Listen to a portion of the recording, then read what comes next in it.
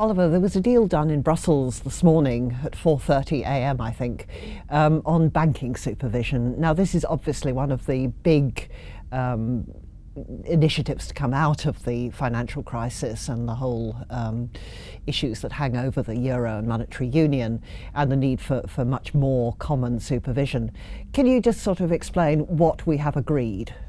So what was agreed was the parameters for the first stage of the much discussed European Banking Union. This is what the politicians and the regulators hope will break the sort of intrinsic link between banks and sovereigns that's been one of the big problems in the financial crisis.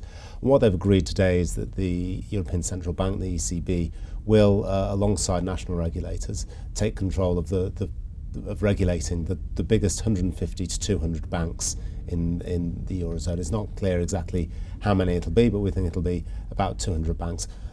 The biggest ones. The smaller ones will still be regulated by their national regulators. But this is an agreement between finance ministers only, isn't it? There's a lot more that needs to be agreed and other people who have to sign up to this. Yes, there are. There's more discussions to come. The Parliament still has to approve that, which I think optimistically they're hoping to do by the end of the year. And it will take some time until this comes in. It'll be 2014 before all of this actually starts to produce, to take effect. So there's quite a long way of road to go yet.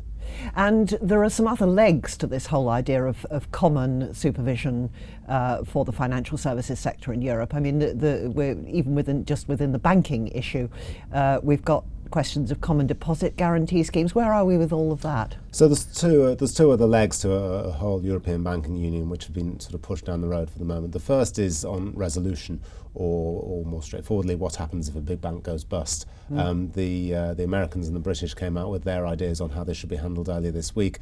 In the Eurozone, the idea eventually is to create a common system for how to handle a large failing bank. So this is for the very big global banks. So that's further down the road. More contentious is the idea of a single deposit guarantee scheme. This is a way of insuring deposits, and if a bank fails, then depositors will get their money back. That is likely to be a far more contentious issue and will probably take a number of years to resolve. So we've made some progress. How do the banks feel about it?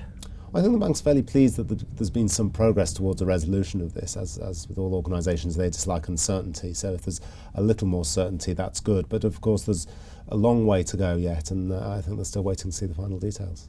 So there may be a lot more meetings at 4:30 in the morning before we see a conclusion to this whole saga.